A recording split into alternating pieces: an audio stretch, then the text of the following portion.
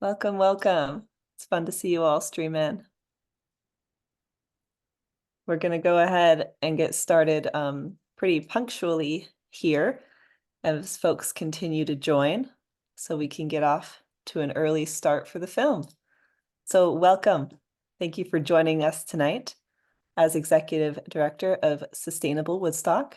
And on behalf of our board and the co-host for this event, Pentangle Arts, I would like to say how excited and delighted we are to bring you the film Inundation District tonight, which will be followed by a Q&A with our award-winning reporter, documentary filmmaker, and professor of journalism, David Abel. So thank you so much for joining us tonight. We're very excited to celebrate Earth Day with this event. Now we will be recording tonight. We are recording right now. If you would like to be sure that you are not on that recording, please turn off your camera by clicking the stop video button on the bottom of your Zoom screen. So we are recording. The recording will be of the Q&A with David Abel, not of the film itself. Sustainable Woodstock is hosting the event tonight. We are based in Vermont. Let us begin by honoring the cultural, spiritual, and environmental traditions of the Abenaki, the indigenous peoples of these lands. This beautiful place that we all love is here because of the wisdom and stewardship of the indigenous ancestors and elders, past and present. We would also like to express our sincere thanks to our partner for this event, Pentangle Arts, and to the Vermont Humanities, whose support helped to make this event possible. The event is free and open to all with a suggested donation of $10. Donations can be made through Pentangle Arts. Please see the link in the chat, which Heather or myself will put in, and that link will also be sent out in a follow-up email so you can donate. Your donations allow us to continue offering programming like this. All right, now I'd like to introduce Sustainable Woodstock's program coordinator, Heather Knoll. Thank you, Ginevra. Before I introduce David Abel, I'd like to briefly go over our plan for the evening. Following an introduction to the film by David, we will be emailing everyone a link to view the film. And I will also put the link in the Zoom chat. After the film and a short intermission, we will return to Zoom at 8:15 p.m. for a Q&A with David Abel.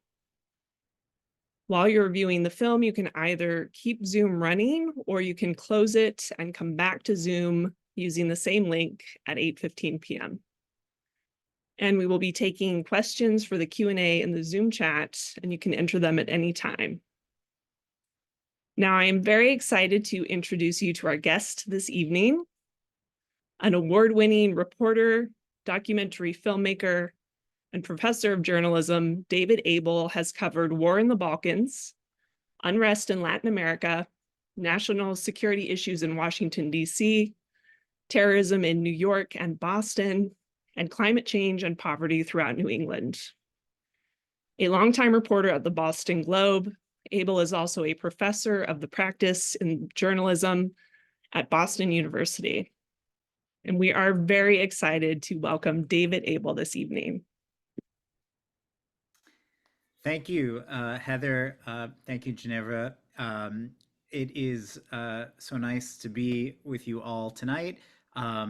Thank you, Sustainable Woodstock. Thank you to the Pentangle Arts Center for gathering everybody here tonight. And I'm sort of having a bit of a flashback to 4 years ago in a good way and a bad way, but it is really awesome to be able to connect with you all. This is, I think, one of the few good legacies of the pandemic, that we now have this means of gathering. I'll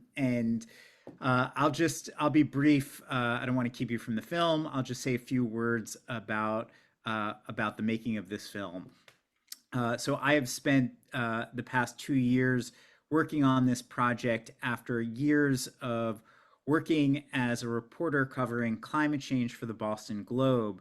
And over the years, I have been writing about report after report about how our seas are rising and what the latest projections are. And it seemed that every report would have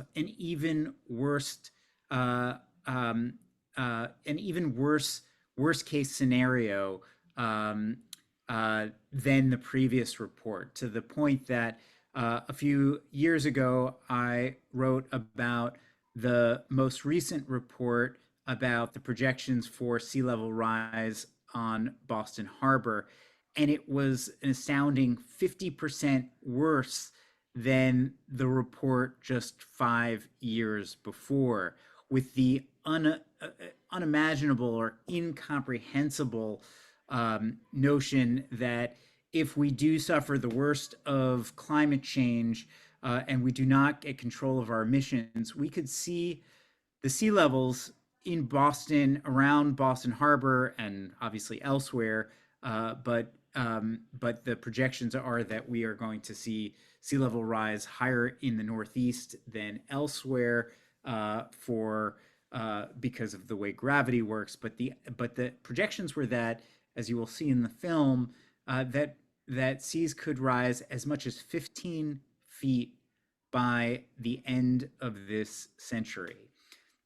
And at the same time as I was covering these reports, like a lot of people who live where I do in Boston, and other people visiting, I was experiencing this tremendous cognitive dissonance watching as we began to build an entirely new urban district at sea level, on landfill, hard on the coast, and in a city that has probably more climate scientists per capita than just about any other city on the planet.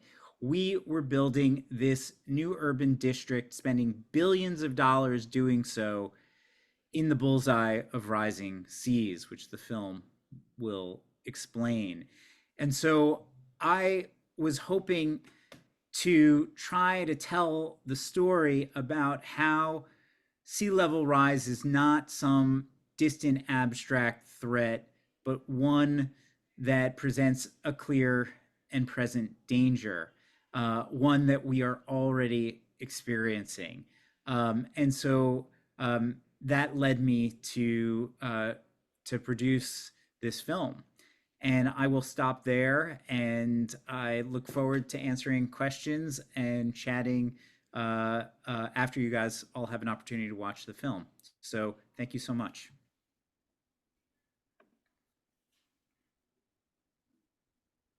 Great. Thank you, David. So everyone, you should be receiving a link to the film in your email, and I'm also putting that into the chat, and we'll see you all at 8:15.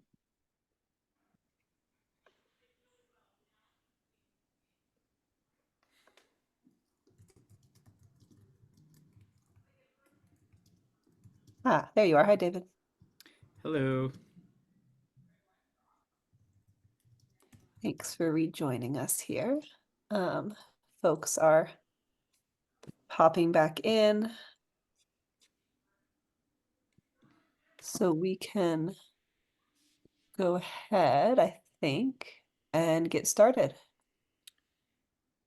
Great. Great. So Can everybody hear just, me? yes, we can hear you. And just as Great. a reminder to everyone, we're taking questions in the chat. And if you haven't used Zoom chat before, if you go down to the bottom of your Zoom screen and click on the little button that says more, and then click on chat, that'll open the chat on the side and you can type your questions in there.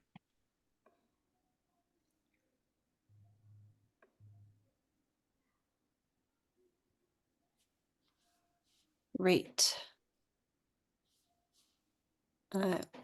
Open this up. I think there was one beforehand. Yes, there was.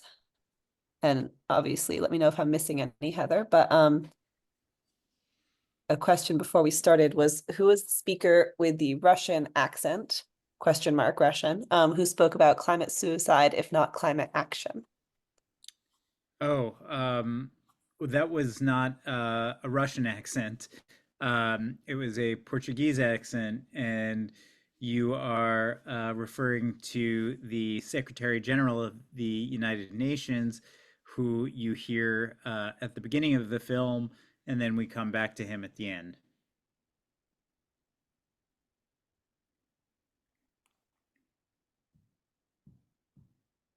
So I've got a question here from Jane. When will the Back Bay flood? Will it reach Marlborough Street? Um, that's a good question.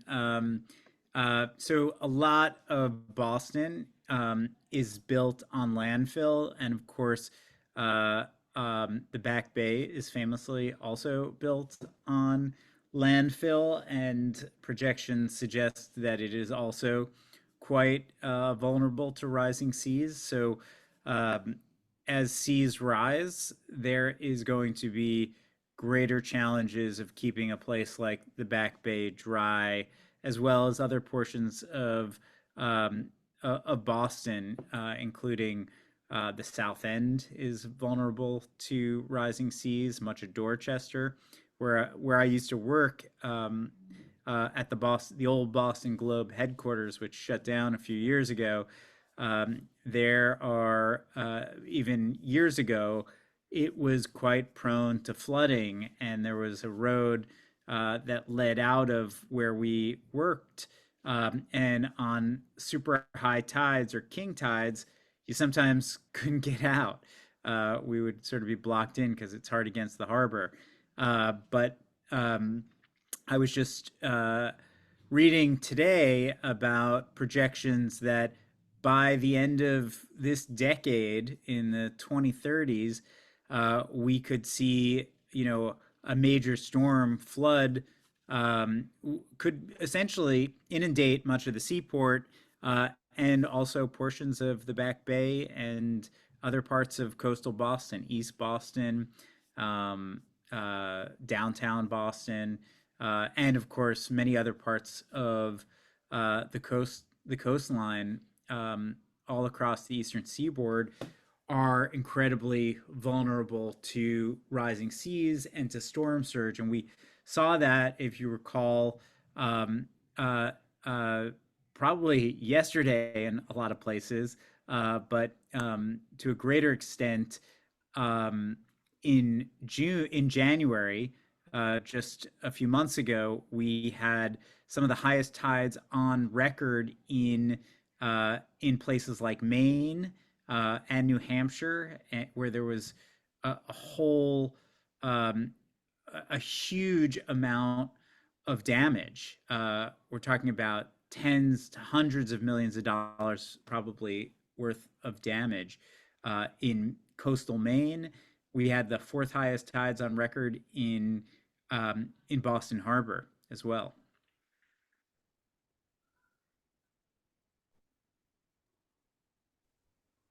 This, excuse me, it was a bit answered by that response, but um, this person says, any thoughts about the coastline around Boston? I hear Ipswich is having flooding. Yeah, and someone in the comments notes, sorry, the Secretary General's name, I should have said this, is Antonio Guterres, and I neglected to mention his full name. It's in the film. Um, um, yes, Ipswich is also vulnerable, and much of Cape Ann is incredibly vulnerable to rising seas. We actually have shown the film on Cape Ann a few times in Rockport, as well as Ipswich, because there's great interest um, in these issues, which are playing out all across coastal areas across the world, really. And the reality is that the seaport is just a prism for the larger issues that this film seeks to reflect on. We Coastal cities and coastal communities around the world are incredibly vulnerable to rising seas now, and are going to be far more so in the coming years. But what distinguishes a place like the seaport from many other vulnerable areas around the world is that, unlike, let's say, Miami or Jakarta or a place like the Marshall Islands, um, this neighborhood, as I said at the outset, was built well after we understood the threats of rising seas.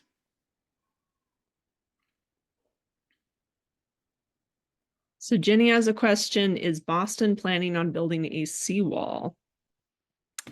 At the moment, no.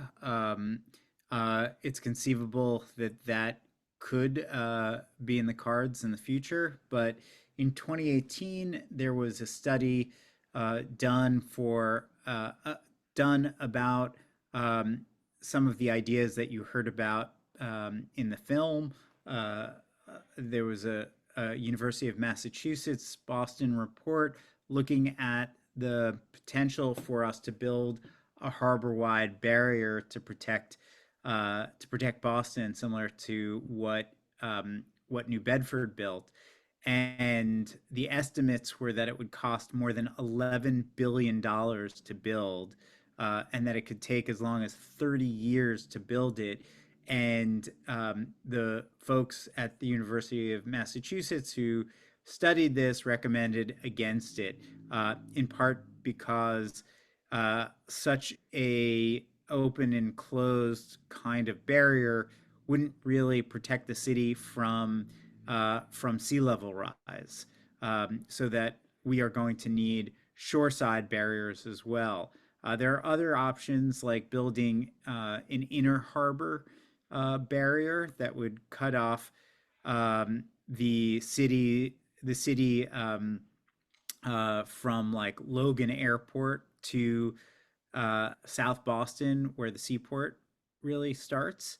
And that would be less expensive, but it's something that might have to be considered at some point if we want to protect a 400-year-old city from seas that could rise by the end of this decade more than 10 feet.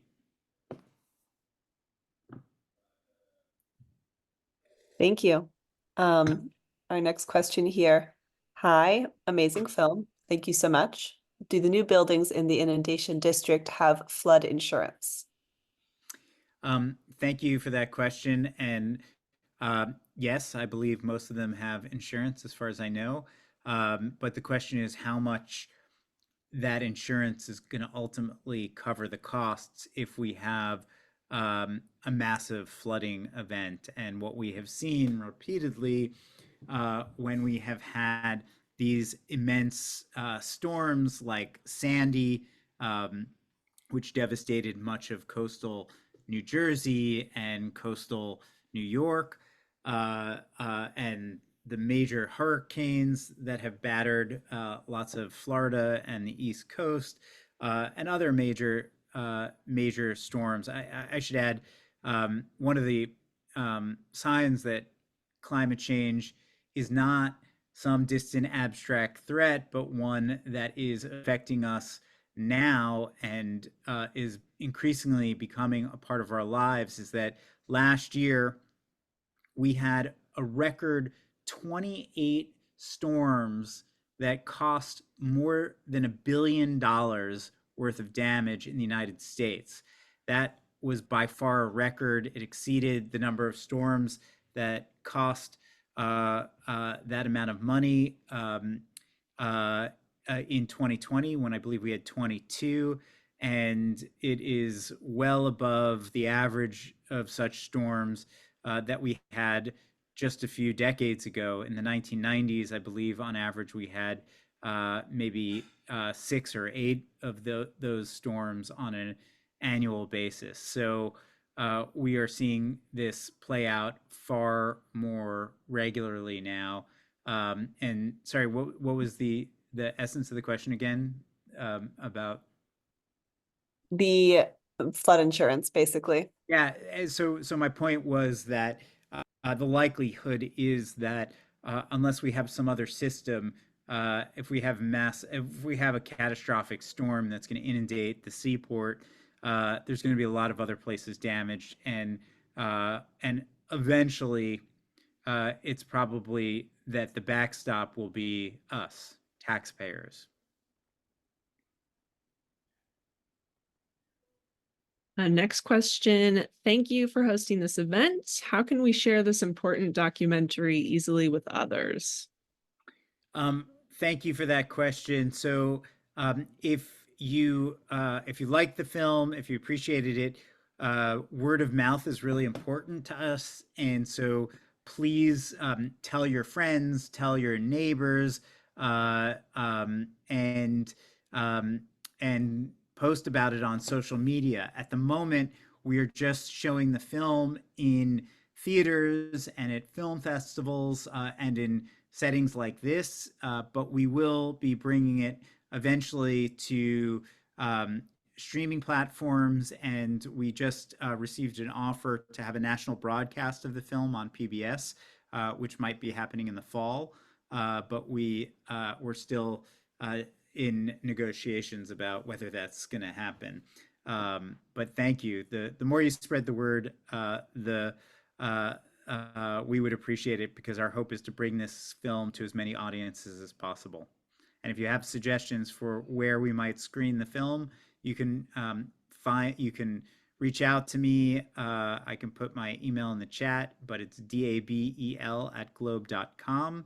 And you can go onto our website, which is inundationdistrict.com, and you can find me that way as well, or you can reach out to our impact producer. Thank you. Very exciting to hear that it might be on PBS. Thanks. Our next question here, what are some of the most important actions individuals can take to combat climate change? I am frequently asked that question, um, and I think the most important uh, uh, response I could give you is to vote. There are a lot of individual actions that we can all take. Uh, we could eat less or no meat.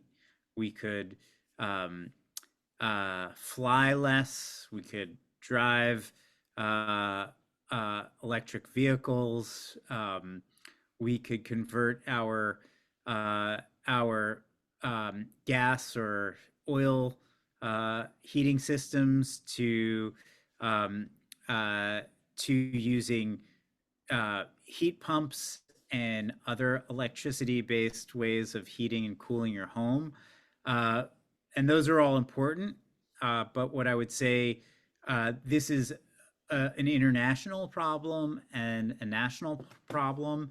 And while we all should be doing our part individually, what's most important is having the national and international policies that are going to collectively curb our emissions. As you see in the end of the film, we are clearly not going in the right direction. We are supposed to reduce our the likelihood that we are going to see the worst impacts of climate change, and not exceed 1.5 degrees Celsius of warming by the end of this decade.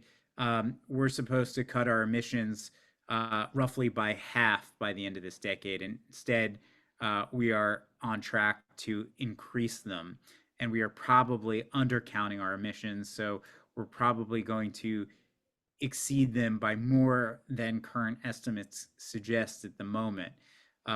So um, we need policymakers and politicians, leaders who are in power, who are going to make the decisions, the hard, politically charged, and sometimes painful decisions to reduce our emissions, and to press other leaders around the world and other countries around the world to take similar action, and to incent them or to coerce them somehow.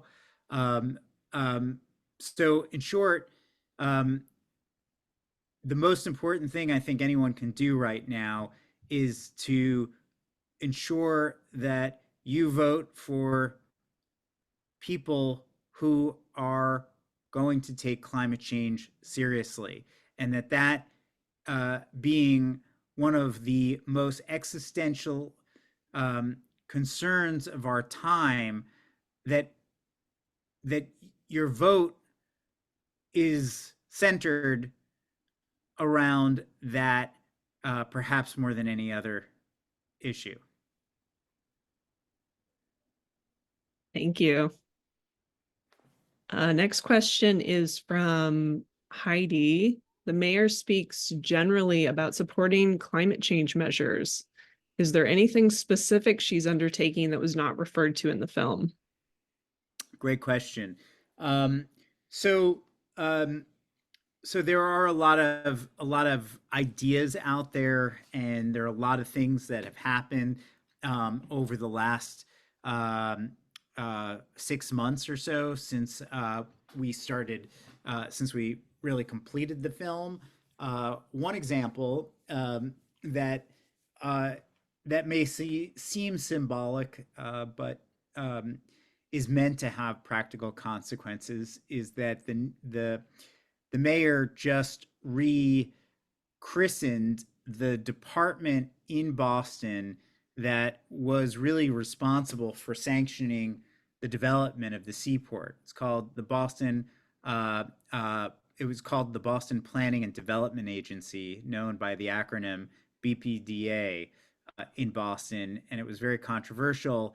The mayor, when she was a city councilor, was very critical of this department, as were a lot of people, because it had this kind of conflicting mission where it was sort of working on two things at the same time, which was planning and development, which might seem like the same word, but they can have conflicting goals.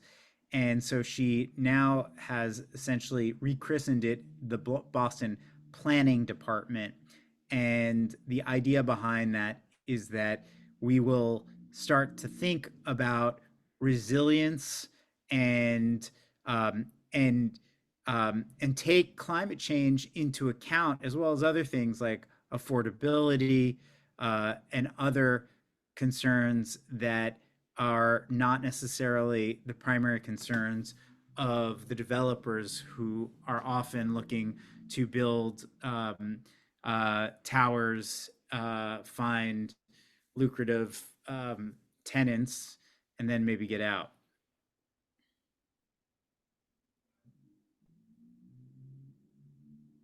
I got lost there, but I think it's my turn. Yeah. Um, this is a bigger one. What did the redevelopment authority think about developing in a flood zone? And what is the plan for recovery in the area after a bad flood? And how are the insurance companies okay with the buildings repeatedly flooding? So, Well, I think that um, if you go back 20, 25 years, as the former mayor, Thomas M. Menino, came up with this idea that we would create this so-called Innovation District, there were a lot of good reasons to want to develop this area. It had, for, as you heard in the film, for many decades, for basically a century, been vacant land. It was parking lots, abandoned warehouses for the most part, and it was valuable waterfront property. And for many years, for generations, really, nobody wanted to build there, because it was this area, this former um, train depot, I guess it was originally designed to be, um, was hard on the most polluted harbor in the country. And it was essentially a cesspool, Boston Harbor. You had all of these sewers essentially flooding into the harbor, and it stank, and nobody wanted to be there. Nobody wanted to live there. But then we spent, as a city, as a state, and we had national money, billions of dollars to clean up Boston Harbor. And so all of a sudden, there was this new clean harbor, and and there was all this valuable real estate, and uh, the city provided all kinds of incentives for developers to build there. But what they didn't do was provide incentives for them to take sea level rise into account and to build in a way that would be sustainable for the long term. And that was despite lots of people saying that they should be doing that. Uh, but the um, insurance companies went ahead with it, and they, maybe had good reason to insure these properties because they were thinking of short term. Insurance is essentially a short term proposition, not a long term proposition, and so you might insure on an annual policy. I'm not sure how long these insurance policies are good for, but presumably insurance rates are going to rise significantly, and they're expected to rise. They've already risen in places all over the country that are vulnerable to rising seas, such as places like Florida, where I don't believe you can get private insurance for coastal development at this point. It's now there's a state insurer essentially that's the backstop, and it's also the case in a lot of areas in the West, in California, where there have been lots of wildfires destroying lots of property.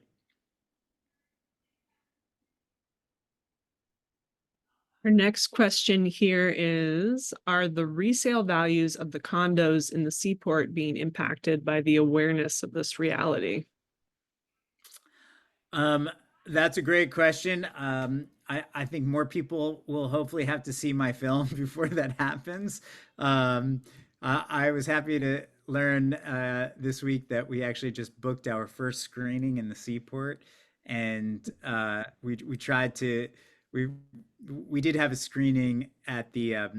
We've had a bunch of screenings in Boston and one not far from the Seaport at the New England Aquarium, but I have this vision of holding a screening on, I don't know, maybe a gorilla screening on one of the buildings or something like that.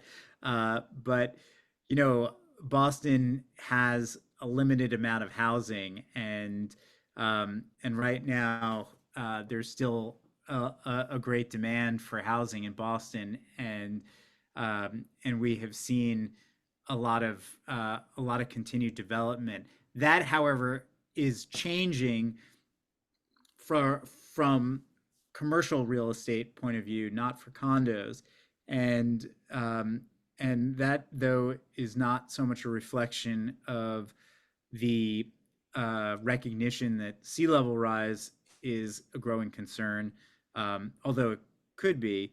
But I think it's more a reflection of how our society has changed as evidence of what we're doing at the moment.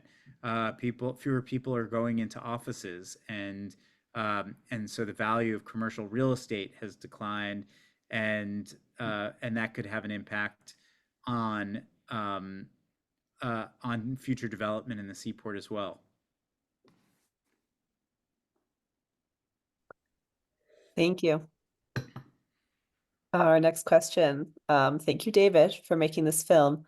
Who is financing the new development? So I suppose the development in the seaport. Well, it's private developers. And at the beginning, there were lots of tax incentives for people to build there. And I don't know, I presume there have still been tax incentives. I know the city and the state provided tax incentives for Amazon to base a good amount of their operations there. I know Fidelity is still building, and I think nearing the completion of its new headquarters in right right on the water. Um, there are lots of new companies that have built there. General Electric, GE, had planned its headquarters there, but for a variety of, I believe, economic reasons, decided to pull out. And there have been some other new changes that I've heard about from some of the larger companies, but uh, I think they're mainly economic decisions at this point that aren't necessarily related to climate change or rising seas.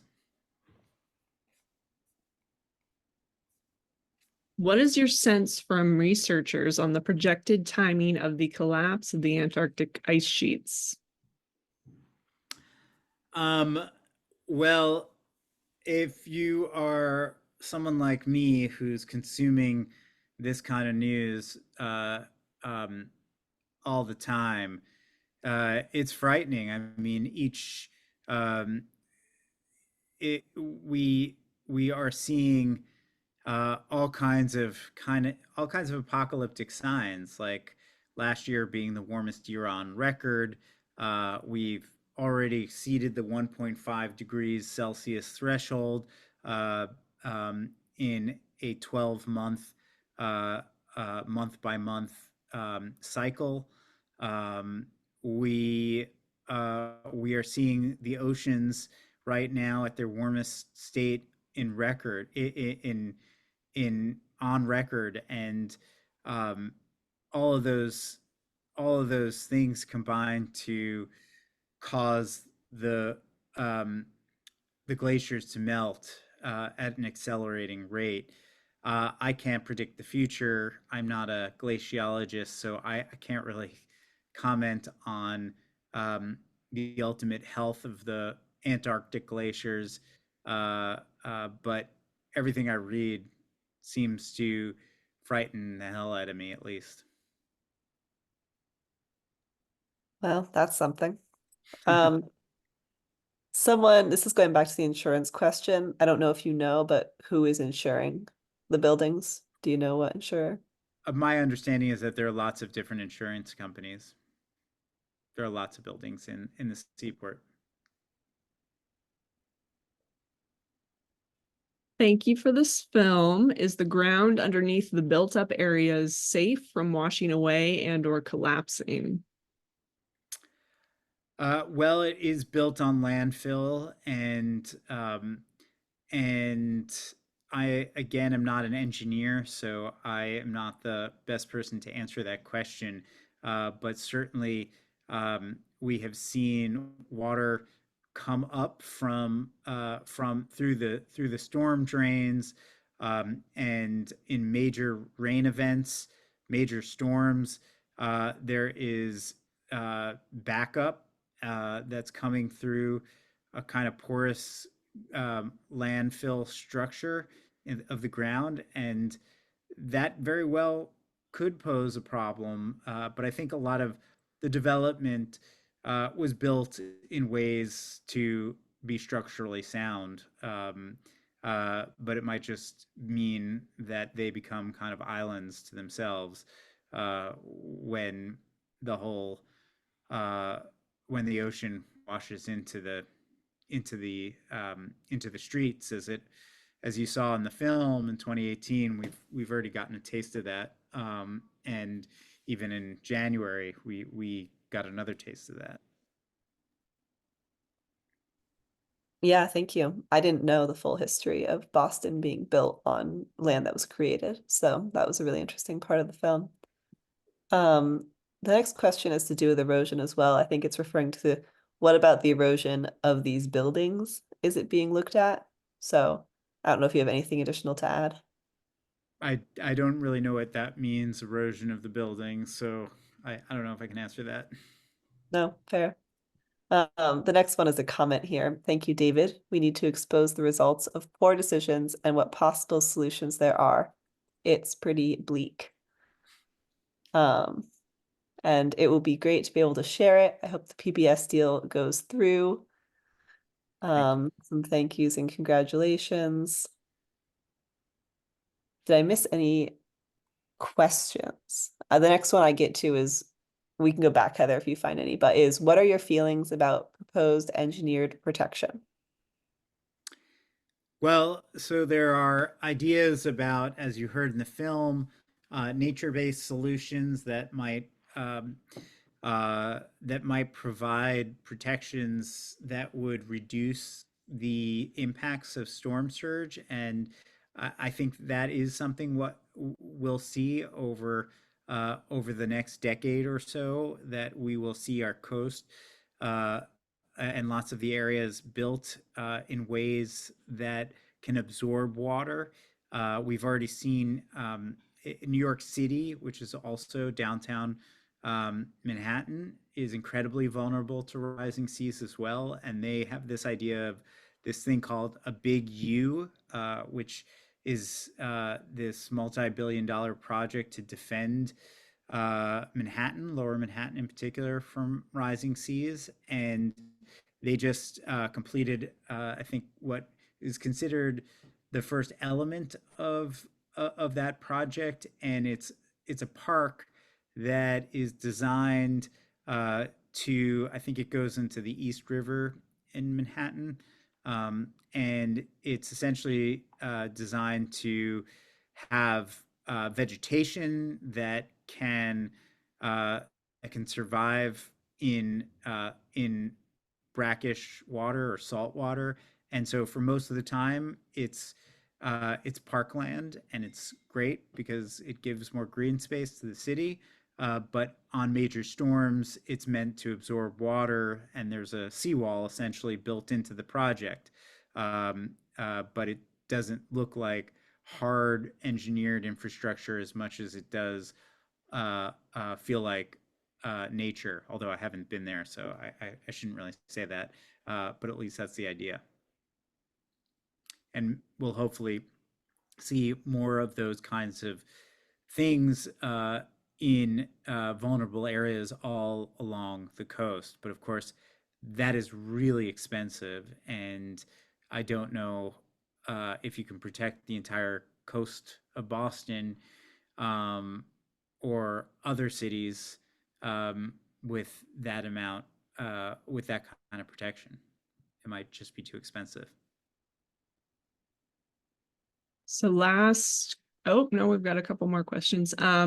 Thanks again. What do you think the mayor and lawmakers should do at this point? Um, that's the question I'm sort of asking as well, and I don't know ultimately what the answer to that is, but we can't wait too much time, and coming together and figuring out what are the most effective solutions, what are the most economically and um, economically sound, environmentally sound solutions is what is important. These are these are going to be expensive uh, um, decisions, and they're going to take time, and uh, and we need to start essentially implementing these sooner than later. And ultimately, they will involve a range of options, but we're going to need shoreside barriers, some way, shape, or form, to defend our city if we're going to stay there. Otherwise, we will probably have to retreat at some point. Our last question here is, are you familiar with Janine Benyus? I'm not sure how to say her name, and her work with biomimicry solutions. And they've put a link here on what I assume is her website. I will check it out. I'm not familiar with this person's work. Maybe I am actually. I'm just opening this up. I'm not seeing anything else here in the chat unless we missed anything. So that might be our last question here. Is there anything else that you kind of have on your mind from those questions or from reflecting with us? I would just say that I think a lot of my answers and a lot of the conversation are pretty depressing, and I don't want to leave on such a dour note. I would just say that um, we have we have done as a species, human beings, a lot of amazing things. I think um, we have had a huge impact on the natural world, um, and we are not condemned to uh, the apocalyptic future that is maybe sketched out in this film. Um, we could change our trajectory. And my hope is that with if we come together, if we can employ technology, we could do something like we did during the pandemic, which was astounding compared to what anyone thought at the very beginning of the pandemic. We were able to use this new technology, mRNA technology, which was basically brand new, to develop vaccines in the course of 1 year that ultimately saved millions of people's lives. And um, and I know there are a lot of people working on all kinds of new technological innovations that could play a role in bending the curve to reducing our emissions. Uh, and I just think that rather than ending on a dour note, I want to say that um, if we have the right people leading us, and we are making the right investments and making wiser decisions, um, our future could hopefully be far better um, than living underwater. And hopefully that doesn't happen literally or fiscally. Um, so I'll end there, but thank you all so much. I really appreciate your interest in the film, and thank you, Ginevra and Heather, for organizing this. Thank you very much for joining us, David. I want to encourage the audience to explore David's other work, including his very recent film, In the Whale, which is an award-winning feature-length film about arguably the greatest fish story ever told. Though this one is true, is his caveat. It's the account of a man who survived to tell the tale of being swallowed by a whale and what happened after he escaped. So we will send out a link to some info on that, although that one is also still in the works in terms of being streamed to the public. And otherwise, I just want to thank you very much, David. Our sincere thanks for sharing this evening with us and to everyone for joining. And we wish you all a very safe and happy Earth Day. Thank you so much. Thanks, everybody. All right. Good night. Okay. Good night, everybody.